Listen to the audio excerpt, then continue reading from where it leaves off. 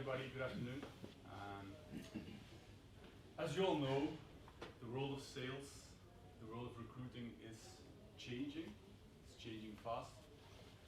And as a sales or as a recruiter, you want to have the attention, the trust, and of course, eventually do business with your ideal customers or your preferred target audience. But what do we see? Together with Nick, we see a lot of people in sales shortcutting from attention to business and actually dumping their content, trying to score business in short term, but actually they are scoring own goals in sales. So today we're going to give a keynote. We have similar views, sometimes different views. It's a nice sparring with Nick and me. So at the end of this keynote, you can check out, okay, I'm doing this and this and this, check, or perhaps I could try doing this, because we are in the world of social selling, social recruiting. I'm going to tell you what that is with a lot of tips and tricks, and at the end, of course, the Q&A. So my name is Erandes Ates, this is Nick Adam. He's like Qui-Gon Jinn, and I'm like Obi-Wan Kenobi, if you know Star Wars, like one day he was my mentor, a couple of years ago. By the way, this weekend, there's a Star Wars celebration for the second movie that came out of Star Wars, just for the record. Wow, an FYI. Nobody's a fan. So he's like the Qui-Gon, I'm like the Obi-Wan or Qui-Gon, Yoda, Darth Sidious, Dark Lord, doesn't matter. But today it's all about LinkedIn. So let's dive into it. In the LinkedIn world, LinkedIn for Sales keynote. This was a picture just a couple of years ago. Nick and me, we spar a lot because Nick is like a LinkedIn pioneer, active on LinkedIn since. Which I want to come into. So you know how long you've been on LinkedIn? Anybody more than 10 years on LinkedIn? More than 15 years? More than 18? Alright, oof, I'm the oldest. So he's actually a pioneer. LinkedIn nowadays, like Microsoft bought LinkedIn 2016, yes, capital injection, and then Corona happened. Sales online, recruiting online, onboarding online. So now at this moment we are with like 4 million Belgian members on LinkedIn, 4 million accounts in Europe, 158 as you can see, in the Netherlands a little bit more. We are with a lot of accounts on LinkedIn, but there's a little problem, we are not that active. So we are with a lot of accounts, but most of people on LinkedIn are not that active in engagement, posting, networking, etc., etc. So when we dive into some other statistics, Nick. Well, yeah, you kind of pointed it out. If you look at a typical Belgian LinkedIn user today, and I've been tracking this for the last 2.5 years, we are getting about 5% of active users that post content on LinkedIn in the last month. Right? So if you post on once a month something on LinkedIn, you are part of that 5%. Yeah, now, additionally, you've got about 20% of LinkedIn members in Belgium that actually will engage on your posts. That is a like or a comment. People who share, create a new post and end up in the first category. But there's about 25% of people that are actively using LinkedIn today, which means 75% of the LinkedIn users are fairly passive as they go on. So you have to remember those users are sometimes not very open to reacting to emails. Because as a salesperson, you might have Sales Navigator, you think we're going to take the big route, I'm going to send an email. Well, those 75% might not always answer you, so beware of that. Now, we all know that, and it's come in a number of presentations today, you know, your business decision maker spends 60–80% of their time before they talk to you. So what are you doing to make sure that you are being seen before they actually talk to you? There's more than one decision maker in every company, because you try to speak to the business, to the buyer, but maybe he listens to the CFO, to the CEO, and to some other people. So you have to make sure you find it. And LinkedIn is obviously the best tool to do this. And yeah, well, for the marketeers amongst you, there is something called an algorithm on LinkedIn, which kind of tries to stop as much of your posts as possible. No, that's not a bit joking, but that limits who sees your posts. And there's a lot of people who try to trick the algorithm.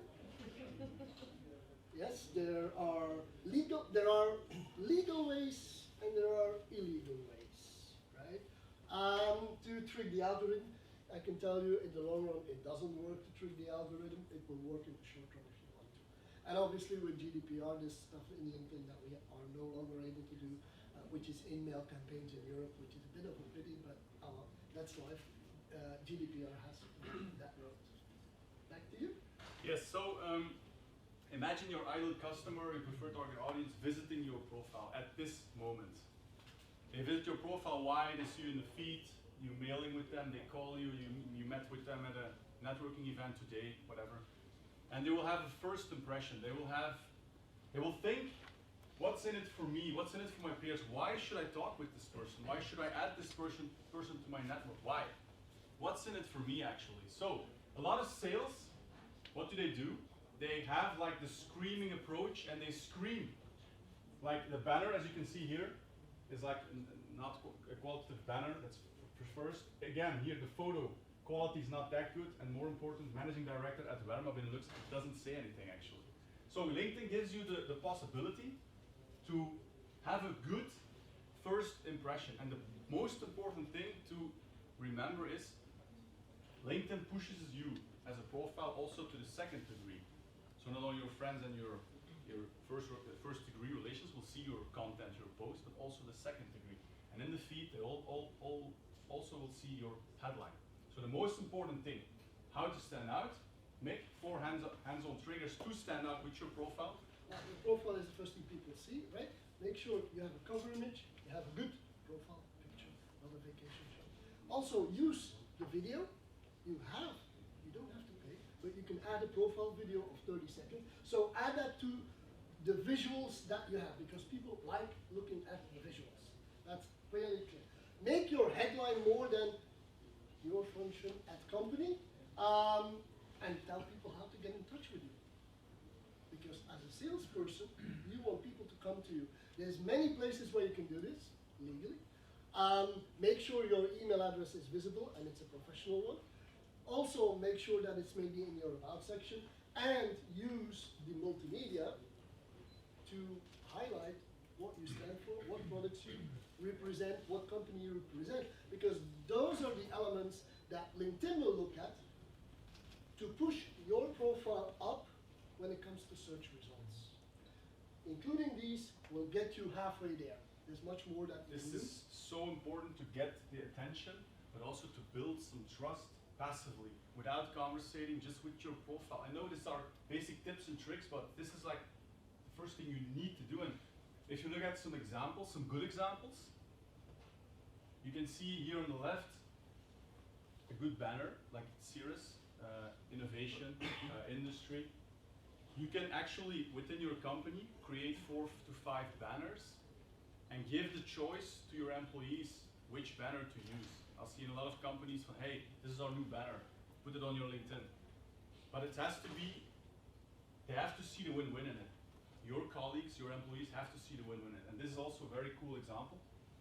People in the sales in the banner, people in the marketing in the banners, 4 or 5 different banners, marketing banner, sales banner.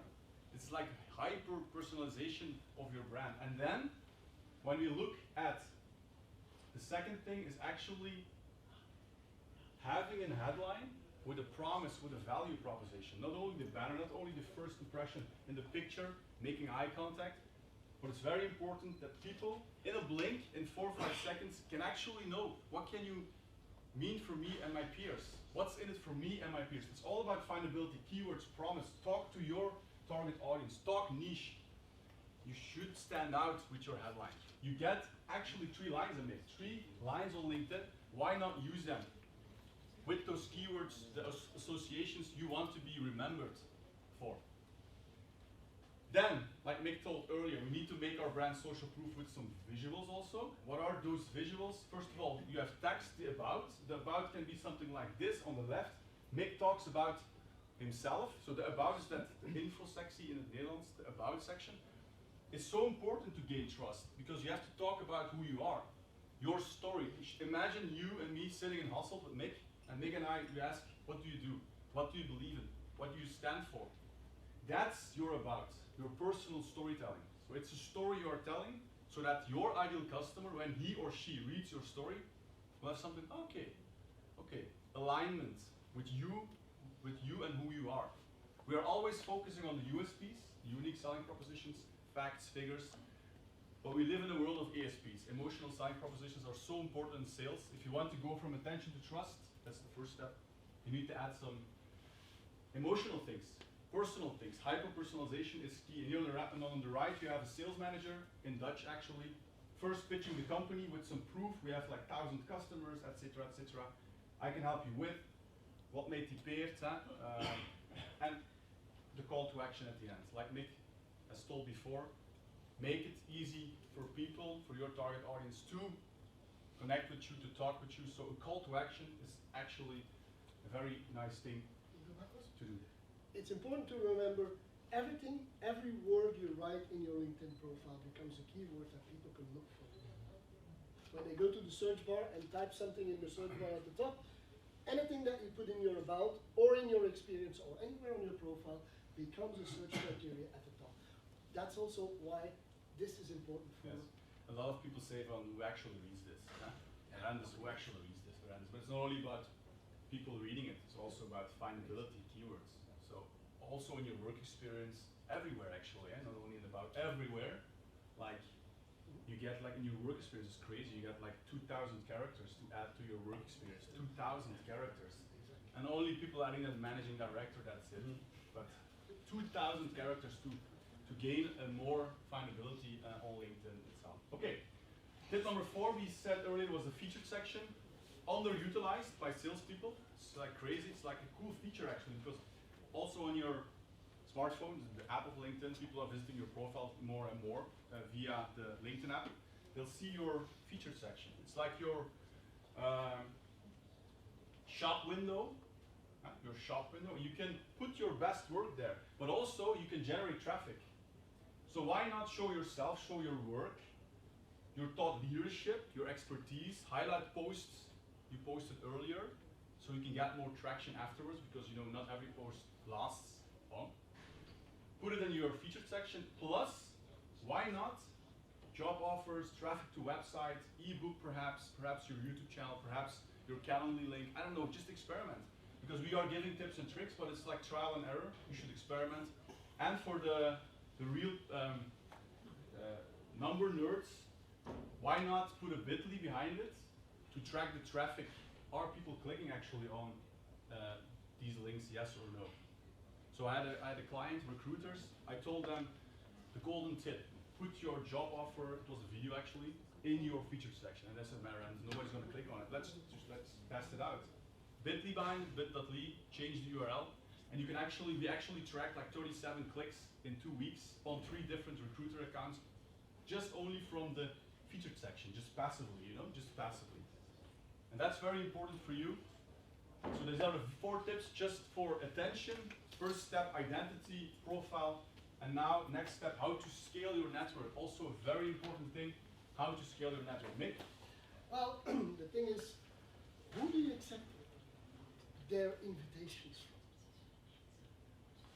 Anybody? You can participate. If I send you an invitation out of the blue, are you going to accept it? No. No. Okay, I see people saying no. You'll check. Yeah. You'll check who I am. Okay, that's a good start. I need to put in a message, right?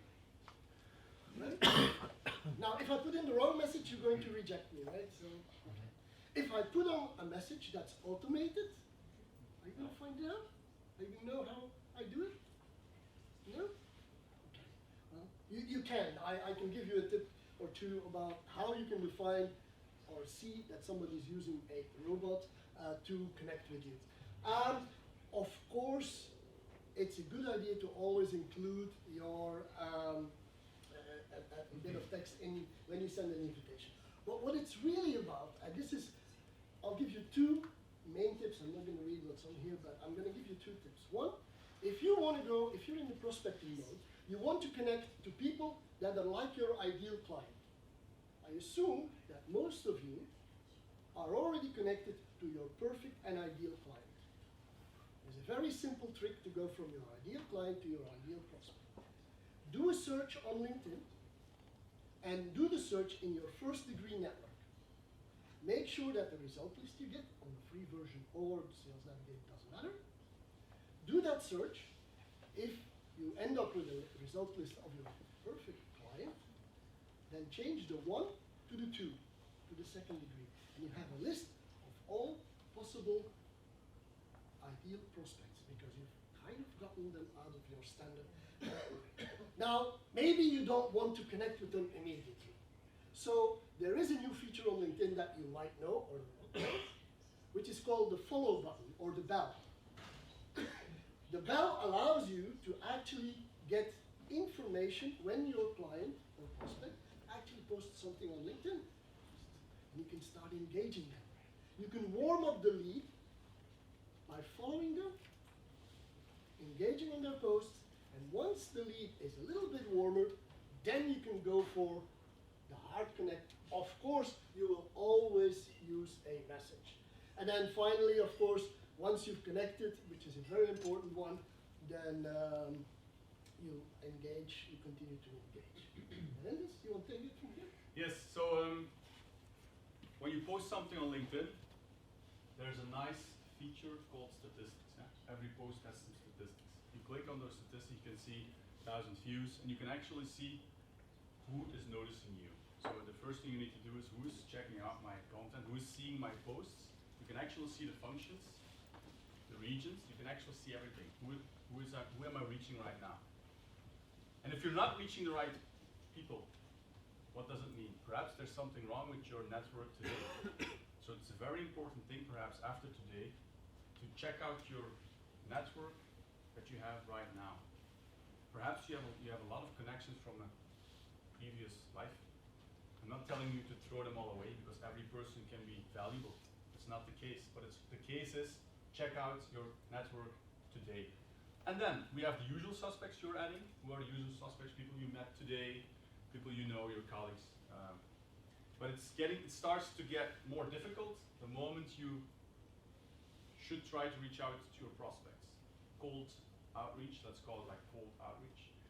But before doing that, before prospecting, we're going to give you a lot of tips and tricks. I'm going to tell you a couple of nice hacks, tips. Perhaps you're doing them already, perhaps not.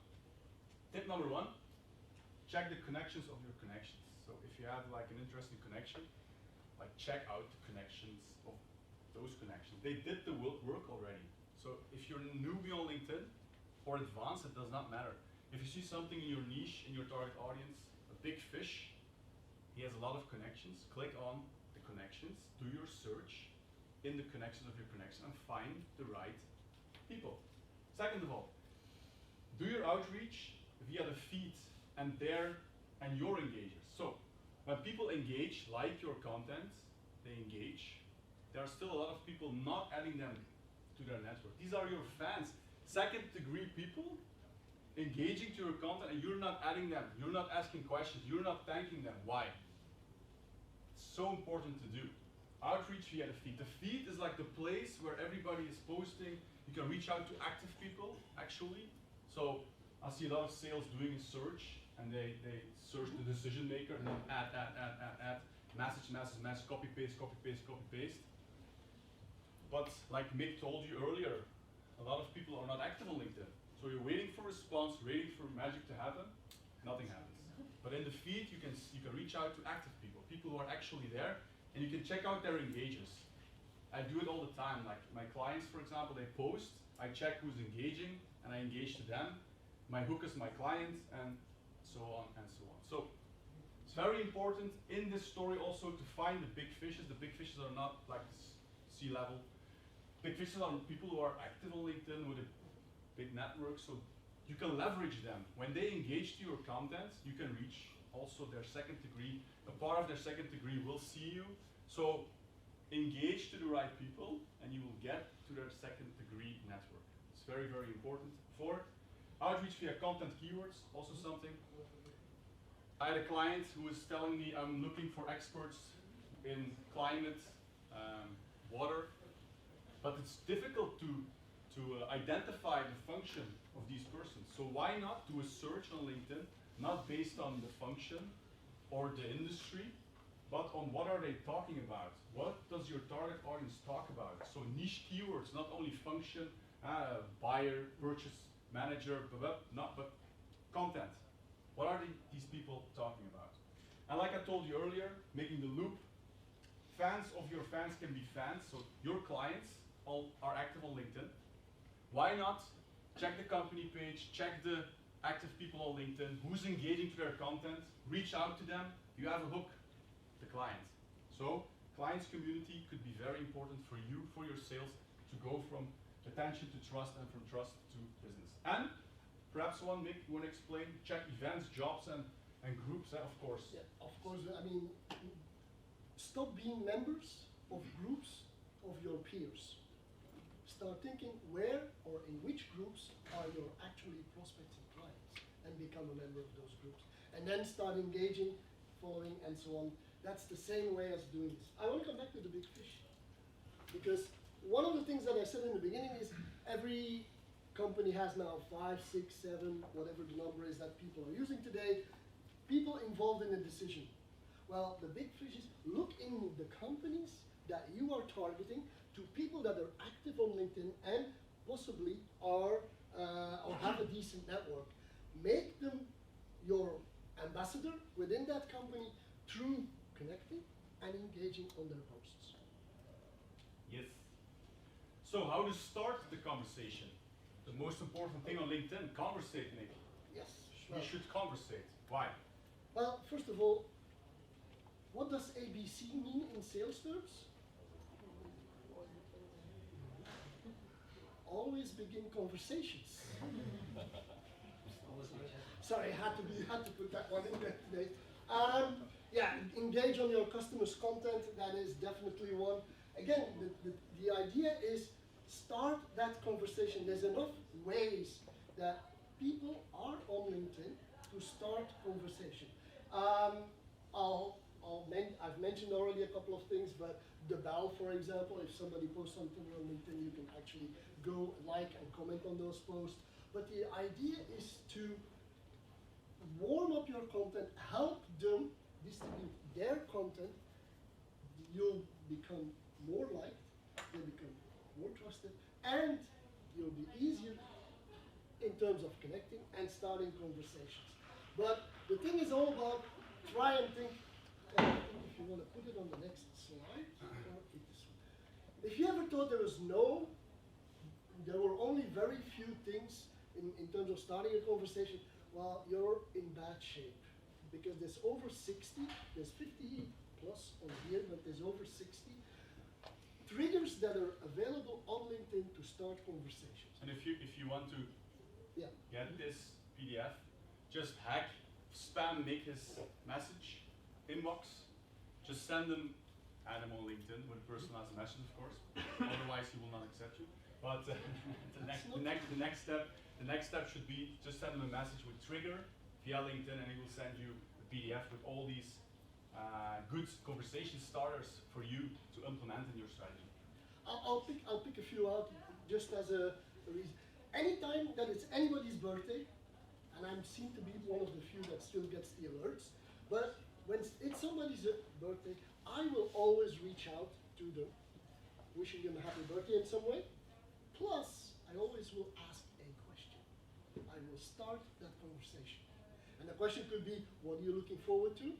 What have you experienced over the last few months? And so on. The idea is to get the conversation rolling with, at the end of the road, the fact that I would like to meet you. And from there, I would use not only the text messages on LinkedIn, but also the voice messages, if you use the mobile, or the video messages to make it really personal. That's like, if you really want to stand out. then you use video messaging. Now, birthdays, and you believe it or not, I can tell you, it works.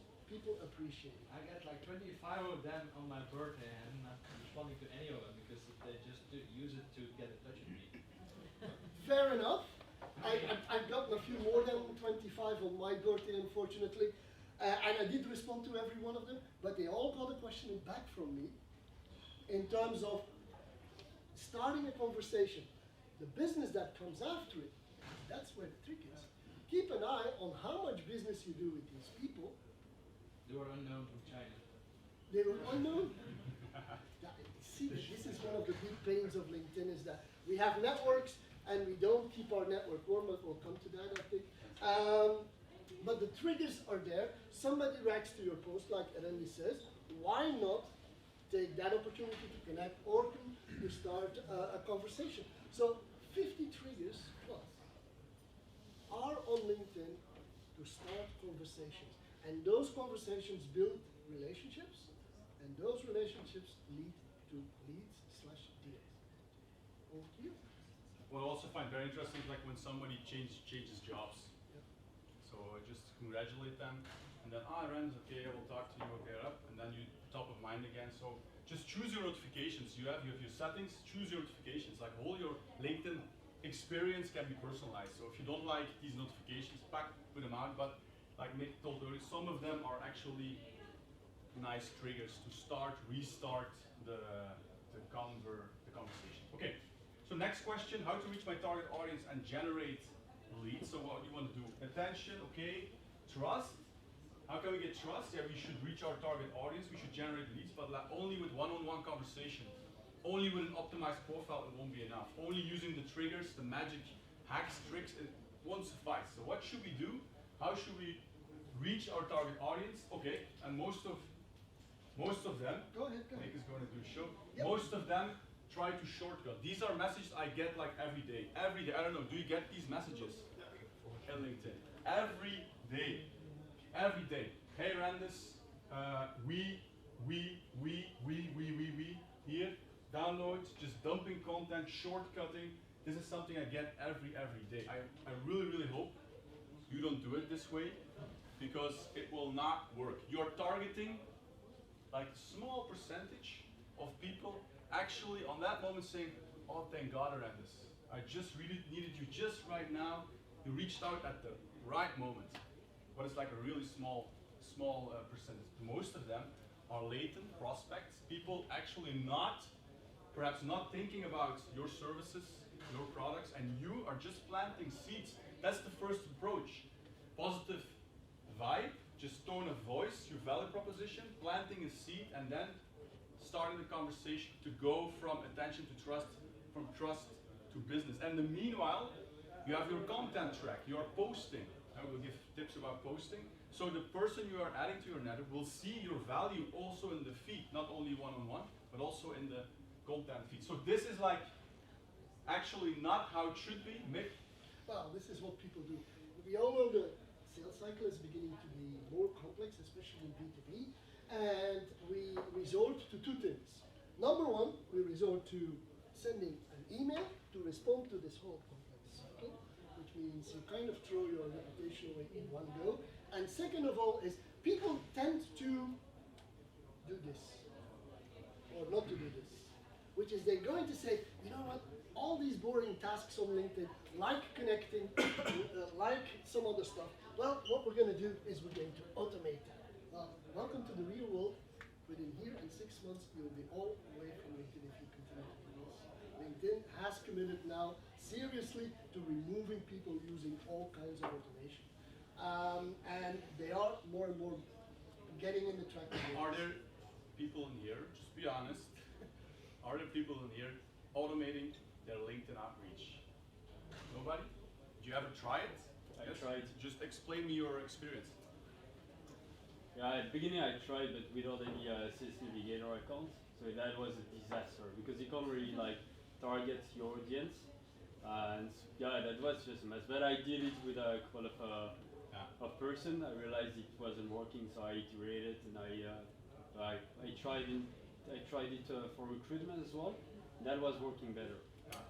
So, like Nick is saying, say no to LinkedIn automation. And if you want to try it out, okay, trial and error, no problem. We have like a couple of tools. We're not going to promote them, but they are on LinkedIn. They can be found on my profile. Just Google them. You have something like Octopus, for example. You can do your trial and error, and if it works for you, but then I would not use it for connection. I would use it perhaps for messaging. So you can also automate message. For example, if you have a webinar upcoming, you can say it to your target audience that there's a webinar. But if you do it, you should do it niche with a niche message to a niche target audience. But the most of what do we want to do? They want shortcuts. So they want to do they search on Sales Navigator, 500 results, activate Octopus, activate Phantom Buster, 500 with an outreach like sales outreach, and in the hopefully they will buy. And then if you don't have a strategy without these automation tools, you will not have a sustainable strategy for the future. It's shortcutting, you know. It's like the short term. Okay, perhaps you'll have a case in 6 months. You will call me and say, "Arandis, it worked for us." Okay, cool. But it should be a part of a bigger LinkedIn strategy, a sustainable LinkedIn strategy for the future. That's the most important thing. And a lot of people are actually counting on these tools for their sales. It should be an extra, a cherry on the cake. That should be it. So automation, yes, no. First of all, yes? I have a question on automation, by the way. Does it have a negative impact on the algorithm that we would have with the accounts? Like impacting negatively the visibility that we could have with our personal account? Well, there's different kinds of automation.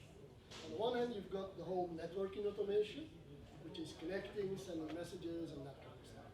On the other hand, there is what they call pods, engagement pods, which exist on other platforms like Instagram and whatever. Do they help you? Initially, they will.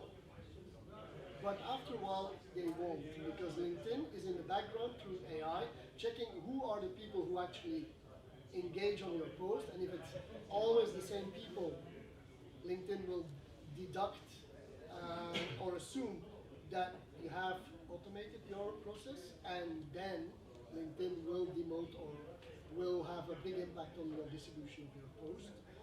So yes, in the medium term, you'll be stopped, or your posts will be not as fastly or as extensively distributed as you would have wanted it to be. But like I said, in the beginning, you're going to see an uptake, obviously, because the whole algorithm is based on the number of likes and comments and shares of your post. I mean, they're directly linked to each other.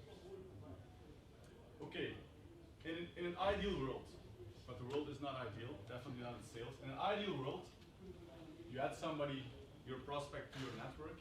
After doing a thorough search, you make your lists, you make your target audience, you put them in a list, you have your bait, your ESPs, your why should I talk to you? You thought about it, because in the conversation at one moment you're gonna want to talk about what you are doing, especially what they're doing. You want to ask questions. But let's imagine we have a conversation with your prospect. You're adding someone to your network.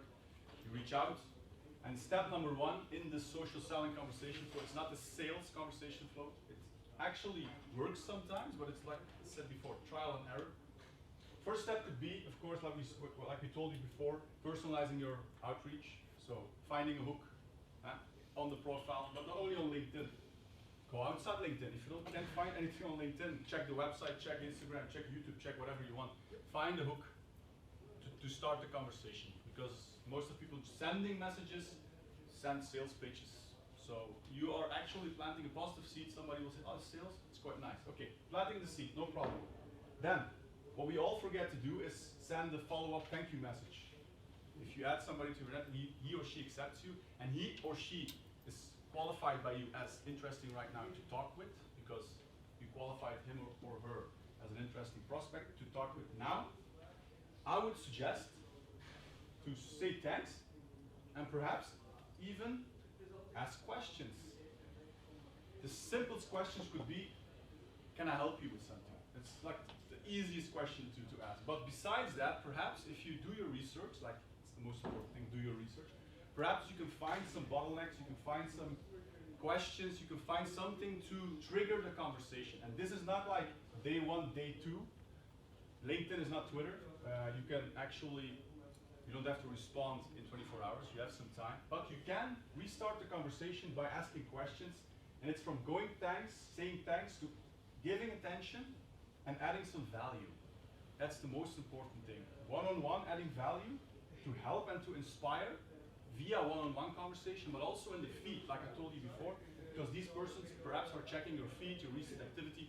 So if you can't gain their trust one-on-one, perhaps they will see your post about your behind the scenes, about your team, about whatever you are posting about, and they will say, interesting to talk with this person, let's conversate with this person.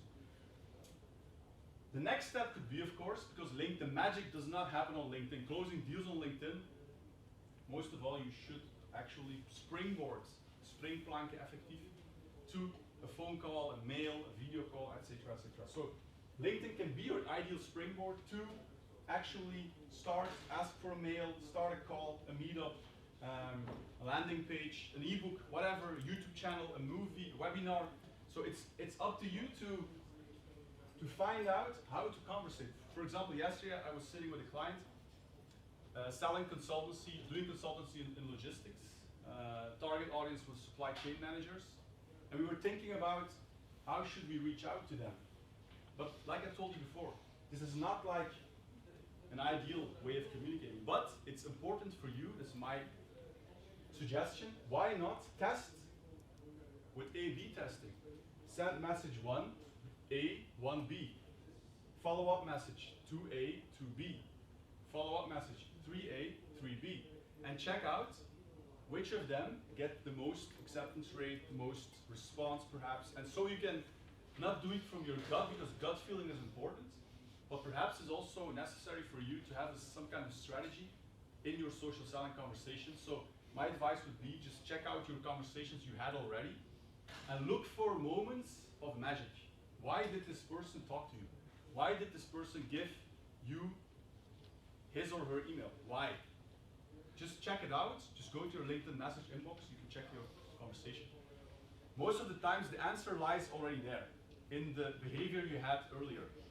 And so you can go to a strategy, but like I said before, there's no golden egg, het gouden ei bestaat niet.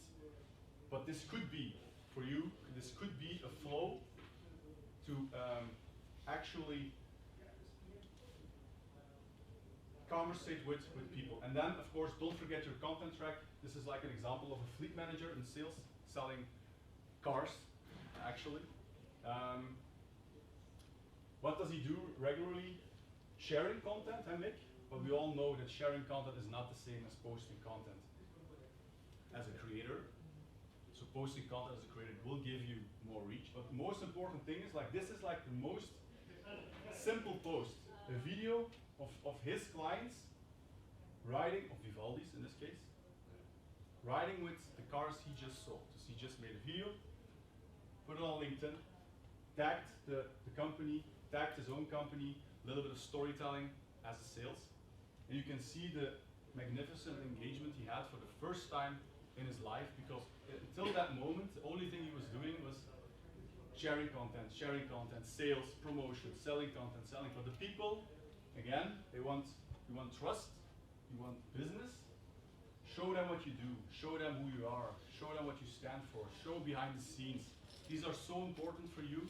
Perhaps you're saying right now, this is not my job, man. This is marketing, this is not my job. But as you perhaps heard today, like a couple of times, there's a fantastic merge between marketing and sales. So why not use the organic reach you get from LinkedIn right now, which is still pretty okay, to get the trust, at the first place, the attention of your and it's important to post regularly. I mean, how many times do you need to post on LinkedIn? Well, we can debate from now to eternity. The answer is anywhere between once a week and 7 times a week. Don't go over 7 times a week, right? That would mean 2 times a day. If you insist on posting 2 times a day, because there are people out there that want to do this, well, then I would suggest you put 8 hours between the 2 posts. Why? Because LinkedIn has an algorithm the algorithm that LinkedIn has is very complex, but you can basically limit it to a number of elements. One is, first of all, LinkedIn will test your post to see if it's spam post. So if you add too many hashtags, more than 6, or you mention too many people, your post will get the label of spam and will not be pushed by LinkedIn. Now, once you get past that stage, LinkedIn will show your post to a limited number of people. It's a small group. In my research, it shows up as being anywhere from 50 to 100 people in the first couple of hours. And those people determine how many views you will be getting at the end of the road. Because if they don't react, you will end up with 200, 250 views, and that's about it. If they start to like and comment, and yes, there is a difference between like and comment, but we'll not get into that. But if they start to like and comment, your post will be shown to many more people in your own network. And then that's a circle that continues to run. The first 4 to 8 hours, your post will continue to be distributed based on the number of likes and comments you get. After 8 hours, you'll get a flattening, and after 24 hours, it will go down fairly slowly over a period of about 2 weeks. So if you post too close to one another, you'll kill that system, because LinkedIn will only push one post for you at a time. So in that sense, it makes sense to post at the maximum 7 times a day. What do you have to post is also, oh, I see people raising their hands. Okay, now we touched the difficult part. Go ahead. Yeah, so can that content be pushed automatically? Let's say indeed you have, you want to post 5 days a week, and that content is prepared in advance and then pushed according to a certain schedule. Is that okay? Through Hootsuite, for example. Hootsuite, yes. Yes, you can do that. Yeah. You're not punished to use tools like Hootsuite, Buffer, Social Sprout, and whatever you want to name them. There's all kinds of tools out there that allow you to post. The element with those platforms is that they don't support all kinds of LinkedIn posts. So if you want to do a poll, you cannot do that through a scheduling tool. If you want to put a native video, you can't do it through a scheduling tool. So there are some limitations there. But yes, you can plan them ahead of time, which is actually a good idea. Sometimes a bug in tagging people or tagging Yeah, companies also. that's also another. So, Like a tool like Social Cedar? Yeah, I don't know. no. Yeah, Social Cedar, and those are the ambassador tools. There's Social Cedar, Ambassify, there's a bunch of them out there. You can do that through them too, yes. I've seen that they have less reach. No, they won't have less reach. They'll have the same amount of reach. They should have the same amount of reach. problem. The only thing is, and I want to, with social, there is a difference between the way Social Cedar shares and the way other tools share. And sometimes that has a negative effect because you add a link to your post, and that's when it goes wrong. Well, it goes wrong. You'll get some limited distribution. You get about 85% of what you could get. Right? You also had a question. No, it's just too hard. You said 7 times a day. Yeah. No, I said 7. No. Now, where do you get content? Well, if you're in sales, you are blessed. Sorry, I just have a question. You say you don't over post. Yeah. Can you engage too much is too as No. well? That's No. not limited. Now, the engagement actually helps you because you trigger people.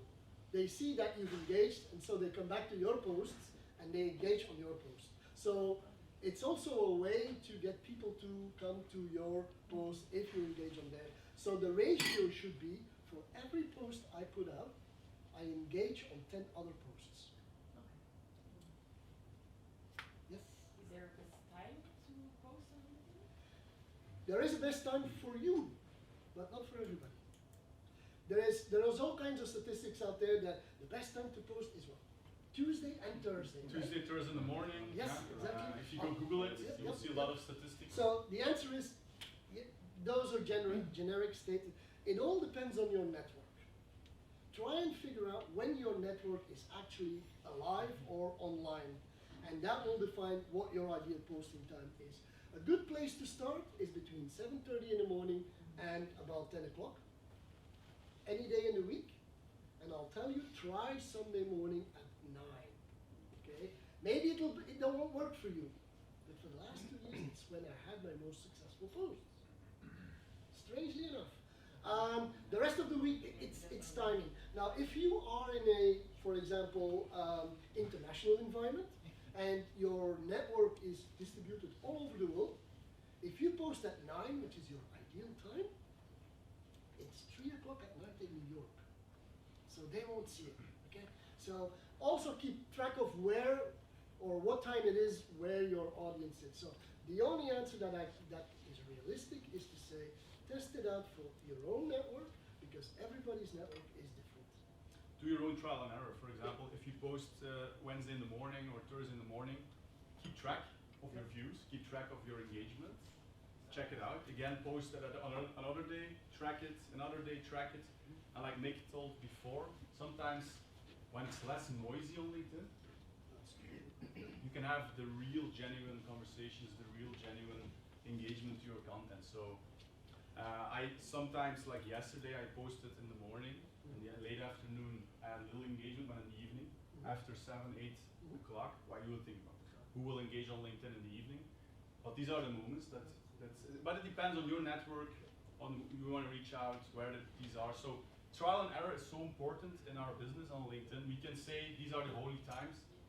An expert can say it, but it will not guarantee you to go viral or to get a lot of reach. So it's a fantasy if we would say, hey, post on Thursday in the morning and we'll get maximum reach. That's not the case. Just a question on if you let's say have a community of 100 contacts and make it easy, what's the minimum and maximum posts views what's the kind of reach that's realistic these days? That depends on your post. Because it's And your network. The people will react to the post or not. I mean, one of the things that people do today is they post a lot of stuff and they put a selfie or a photo of themselves on the picture, and a lot of the times that gets more engagement than actually doing the post with a normal picture where you're not on the picture. So people react to the personal messages. The ones that really work, if you really want to post that works, write a pity me post. Poor me, right? You're gonna get 1 million views. Sorry, but that's the way it works. People react to the emotion, and sometimes they react to the value add. And there is no given number.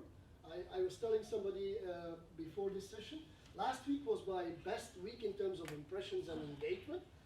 And one day I wrote the best post of the year in terms of impressions and engagement. The next day I had the worst post of the year. So depending on how you frame And it's not it. about likes, it's not about views, No. it's about adding value. You can have like 100 likes, you can have like 50 reactions, but if it will not lead to more trust, more business to the right people, your target audience, so what are you doing? So there are a lot of experts in the field also promising you hacks and you crack the algorithm, do this, you'll go viral, etc., etc. Okay, you could go viral, but what's your message? Who are you reaching to? And what's the next step? Posting is good, but posting and ghosting, like we call it, is so a pitfall, because if you post something, the most important thing is do the follow-up. Like in sales also, follow-up is so important. Same thing on LinkedIn. So if you plan ahead on LinkedIn and you say, okay, these guys convinced me, I'm gonna post once a week. Are there people here posting once a week? Once a week? Second, 2 times a week? Woo. Three times a week? Voilà. So if you plan ahead and you say, okay, once a week is good for me, once is actually quite good, like 5% only post once a month, so you're at the VIP club, the stage is yours, you're talking to your target audience. In 2022, LinkedIn gives you a lot of organic reach. If you plan ahead, I would say work with a routine on LinkedIn, your day that works for you. In your calendar, block a LinkedIn hour to engage, to network. So if you don't have a routine, it's very difficult to keep it up. That's actually a very important tip we are giving, is take LinkedIn seriously, plan ahead, put it in your calendar, networking, check, content, check, engagement to others, check. And if you have a routine, even we have a routine. Like we're LinkedIn trainers, but we also have a job. We're working actually. We don't spend all our time on LinkedIn, you know. So even for us, it's a routine that's important and a routine that works for you. So if once a week will suffice, okay. If you step it up because you have an event in 6 months, I actually said 6 months, not in a week or two. So you should plan ahead. If you have an event in 6 months, the worst thing you can do is wait until the event and then promotion, hoping people to click. Most important thing to do is start way ahead, tease them a little bit, behind the scenes, show the people, show what you're doing, gain the trust, and then you will see that when you post a promotional post of your event with a click, then you will see that people will engage a little bit faster. Why? Because you gain their trust and you're not the typical sales that only posts promotional content. So that's very, very important, and as we are saying, selling does not always work. This is like an example. You see it all the time on LinkedIn, free webinar. Heb je interesse om jezelf te verdiepen? Huh? Are you interested in? These are like the typical marketing clickbait posts, but it not always works, especially if this is the only thing you're posting. Sales, sales, sales, sales. Jobs, jobs, jobs, jobs. Even job posting is like you asking something from somebody else. It's dumping your content. That's what recruiters are doing right now.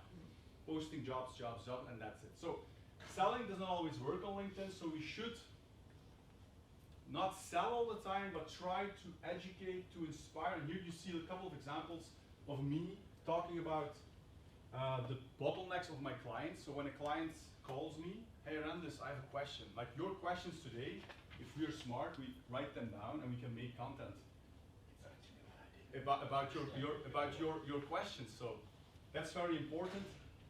You can give tips and tricks. Also very important is the call to action after a tip. A lot of influencers, thought leaders on LinkedIn, experts, they just give the tips, they dump them. But most important is that people react, show engagement. So ask a question at the end, a call to action at the end. And even if your competitors will react, it's good because your post will be seen partially in the feed of your competitors' network. Make Adam also a poll. Polls was like a disaster, like a couple of months ago. Everybody was polling, and you had because you had a lot of reach with polls. But it's actually interesting because a click on a poll is quickly done, and you can identify people engaging to your question, and more important, you can make again posts with the input you get from your poll. So it's like a vicious circle of. And I'll give you another gold piece. Anybody who made an ad, or anybody who posted or voted or made a comment on your post, and that is not in your first degree, is a great opportunity to connect with them and to start a conversation with them in one way or another. So that's the reason why polls are, for me, the most important thing. Obviously, you have the results, but second of all, is really, it's all about the comments and the people who engaged. Yes. So, and just to add this, don't only ask the question, but give some context first. Give some value, and then ask the question. There are a lot of people just asking the question without giving value in the hope people are clicking. Which CRM software are you using? Question mark. And that's a poll, but that's not. So it's very important to think about that. And perhaps you're thinking, well, Randes, make your on LinkedIn day and night. I don't have inspiration. I don't know what to post. I'm not at that stage yet. Also good. Start with the baby steps. Start with the baby steps on LinkedIn if you're not that comfortable, because it's a journey. Thought leadership or showing your expertise is a journey. Just check what's your journey, what's your position right now, and just do your trial and error. And if you want, you can send me a message via LinkedIn. Just add me to your network, and send me the matrix. And I will send you a PDF with some content inspiration of how to write a good LinkedIn post and some tips and tricks about what you could post on LinkedIn. Just add me, send me the matrix. You will never forget the matrix, Keanu Reeves matrix. And I will send you the PDF, and you have some inspiration to post and how to post with the anatomy on LinkedIn. Last but not least, to recap in a nutshell. Yes, in 1 minute. It's very important to measure your LinkedIn success.